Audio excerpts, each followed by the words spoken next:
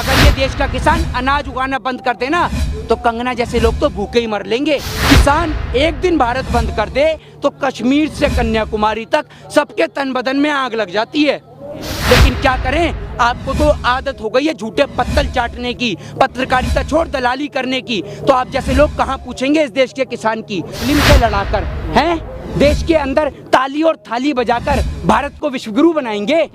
आपकी और गरीब लोगों की या इस देश के अंदर गरीब आदमी की औकात नहीं कि वो आलू भी खा सके, नमक तेल रोटी भी खा सके। ये है प्राइवेटाइजेशन। देखिए, कंगना रनावत क्या है? कंगना रनावत भारतीय जनता पार्टी के एक, आप कह सकते हैं, क्योंकि आपको पता है उसको फिल्म में कोई काम मिल नहीं रहा है। अब जिसको कोई काम नहीं है वो राजनीति में ही आ जाता है, समझ रहे?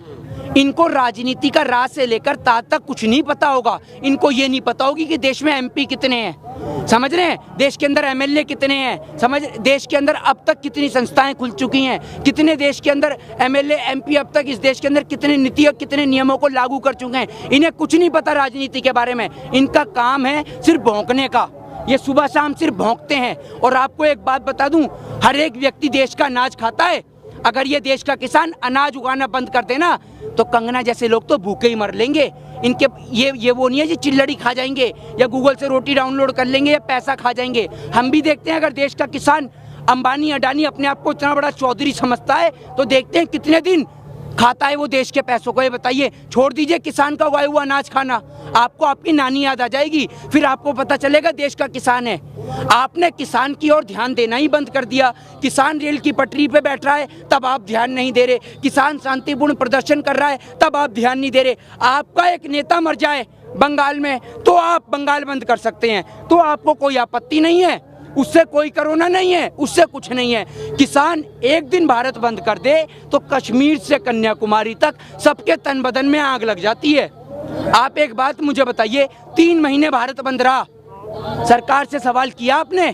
काम है आपका सरकार से सवाल करना, देश की जनता से नहीं। आप किसानों से पूछ रहे हैं कि आपने, सरकार ने ये प्रस्ताव पारित किया, सरकार ने ये प्रस्ताव पारित किया। आपने किसान से सवाल करा है कि आप यहाँ बैठे हुए इतने दिन से कितनी समस्या का आपको सामना करना पड़ रहा है? आप अपना घर परिवार छोड़ के आए हैं, कौन आपसे यहाँ रोटी के लिए पानी के लिए पूछ रहा है? ठंड में आपके इतने साथी मर गए, उनका घर परिवार कैसे चलेगा? सवाल कराया आपने कभी?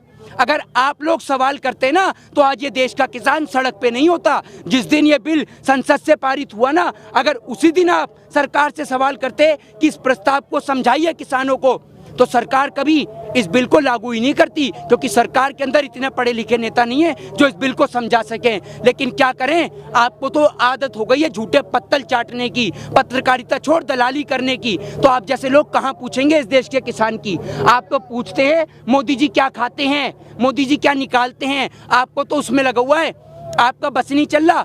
अगर आप मीडिया वाले हाँ कर देना कि मोदी जी की, सभी मीडिया वाले ऐसे ही कुछ है, देखिए ये तो आपके माथे पे लिखा नहीं है कि आप मोदी जी के हैं या गोदी मीडिया के हैं या आप अंबानी के हैं या अडानी के हैं या आप पौने 2 आंख वाले बाबा रामदेव के हैं। मेरे को कैसे पता चलेगा?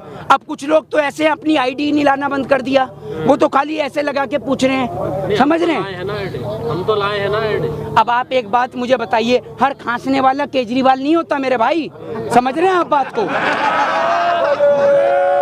मोहित एक बात बताइए, अगर सरकार कह रही है कि किसानों के अच्छे दिन आएंगे तो आय 2 गुनी हो जाएगी, जब इतने दिन से प्रधानमंत्री पे आप लोगों ने भरोसा करा तो 2 साल और कर लीजिए। तो आप एक बात मुझे बताइए, किसानों के अच्छे दिन जब पिछली सरकार पिछले साल नहीं आए, जब मोदी जी ने 5 साल का कार्यकाल पूरा किया, एक बात मुझे बताइए, ये किसान बिल्कुल विश्वास करता और निस्वार्थ मन से प्रधानमंत्री जी की बात भी मानता। चलिए आप मुझे दिखा कर लाइए कहाँ खड़ी है मेरे देश की बुलेट ट्रेन, जिसका प्रधानमंत्री जी ने सपना दिखाया था। 100 स्मार्ट सिटी की बात करते हैं ना, 5 स्मार्ट सिटी तो दिखा दीजिए।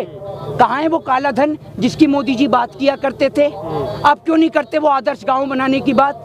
क्यों नहीं करते? उनकी जबान पे कोई विश्वास नहीं? बिल्कुल नहीं है। अगर जबान पे विश्वास होता, आप एक बात बताइए, हिंदू को मुस्लिम से लड़ाकर हैं देश के अंदर ताली और थाली बजाकर भारत को विश्वगुरु बनाएंगे?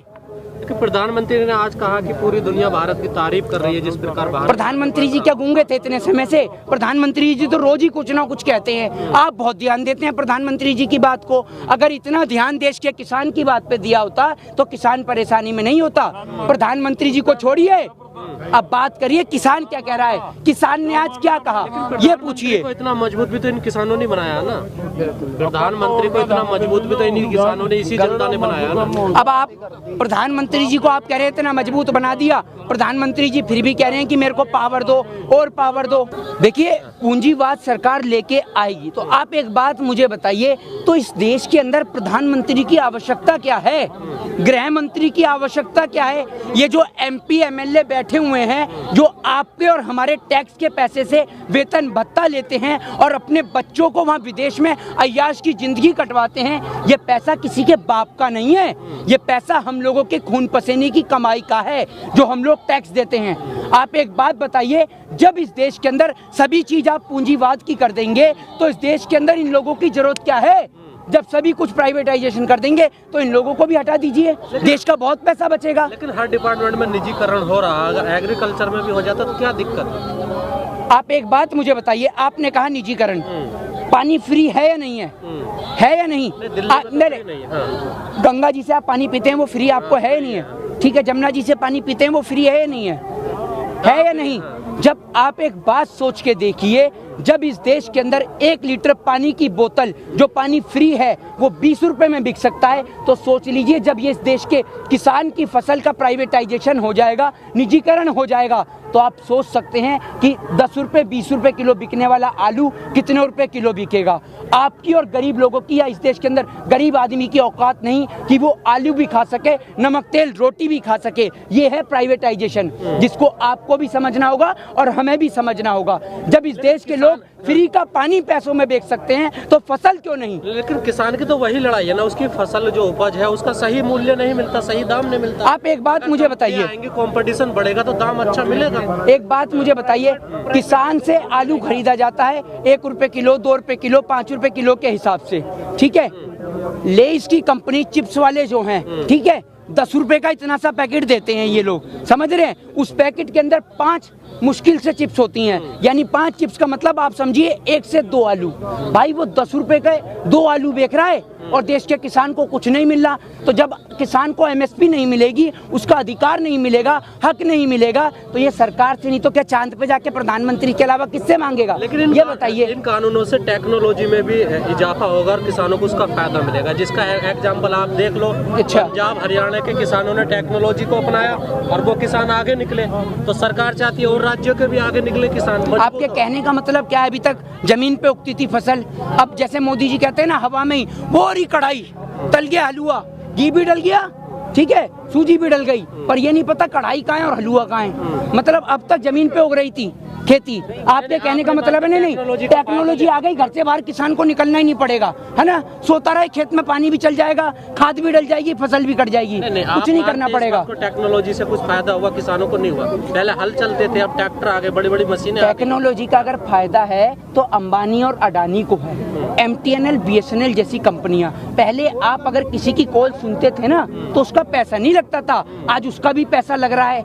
अगर आप फोन में रिचार्ज ना कराए ना तो आपका किसी के पास कॉल आना भी बंद हो जाएगा। ऐसी टेक्नोलॉजी लाके दे रहे हैं क्या?